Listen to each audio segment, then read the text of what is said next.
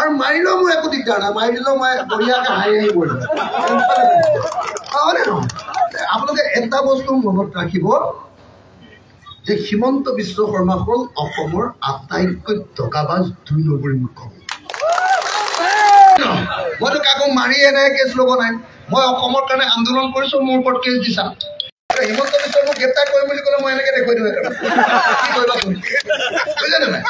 কিন্তু মই তেওঁক উল্টি ধৰিলোঁ, মই বোলো মোৰতো এনেই কেছ আছে বুলি চবে জানে, কিন্তু আপোনাৰ যে লুই বাজাৰ কেলেংকাৰী আছে, আপোনাৰ যে চাৰদা কেলেংকাৰী আছে, আপোনাৰ নামটো যে 1000 কোটি টকাৰ উত্তৰ কাছাৰ কেলেংকাৰীত ওলাইছিলে, আপোনাৰ নামটো যে APSC কেলেংকাৰীত ওলাইছিলে, আৰু কংগ্ৰেছৰ এজন মানুহক যে হত্যা কৰিছিলে, কি নাম, কি শৰ্মা, মানৱেন্দ্ৰ শৰ্মাৰ হত্যাৰ গোচৰত যে আপোনাৰ নাম আছে। আৰু আমাৰ ঘৰত মই য'ত থাকোঁ চানমাৰী এজন ইঞ্জিনিয়াৰ দাসৰ ঘৰত আপুনি আলফাৰ নামত পইচা তুলিবলৈ যাওঁতে আপোনাক যে পুলিচে ধৰিছিলে, আৰু পুলিচে ধৰি কাপোৰ খুলি যে ৰাম পিটন দিছিল, ৰাম পিটন দিয়াৰ পাছতে লকআপত ৰাখিছিল, লকআপৰ পাছতে 3 মাহ জেলত ৰাখিছিলে। আপোনাৰ সেইবিলাক মনত আছে নে?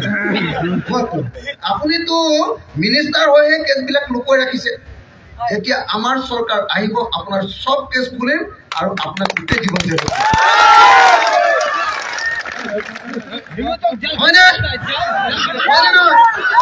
হিমন্তক জেলত দিব লাগিব নে নাই? লাগিব নে নাই? নাই, চবে মতা নাই। মামাক ভাল পোৱা মানুহ আছে নেকি? আছে নেকি? হিমন্তক জেলত দিব লাগিব নে নাই? লাগিব নে নাই? লাগিব নে নাই? লগত ঠাচাকো পঠিয়াই দিওঁ নেকি? ঠাচা মামাই তাতে পিঠি খোজে থাকক, এইটো হয় নে নহয়? ভাল হ'বনে? শ্ৰদ্ধেয় ৰাইজ, যদিও মই হাঁহি উঠাকে কথাখিনি কৈছোঁ, অসমৰ ইতিহাসৰ, ৰাজনৈতিক ইতিহাসৰ এইবিলাক একোটা চিৰিয়াছ ঘটনা।